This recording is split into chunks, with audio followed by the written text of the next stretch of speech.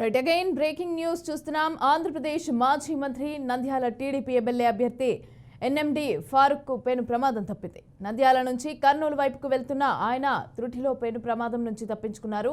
నంద్యాల నుంచి కర్నూలు వైపు వెళ్తున్న సమయంలో తమ్మరాజుపల్లె వద్ద కారు అదుపు తప్పి గేదెలను ఢీకొట్టింది. అయితే అదృష్టం కొద్దీ కారులో ఉన్న ఎయిర్ బెలూన్స్ సమయానికి ఓపెన్ కావడంతో ఆయనకు పెను ప్రమాదమే తప్పింది. ఇక ఈ ఘటనలో ఫారూక్ను స్వల్ప గాయాలయ్యాయి.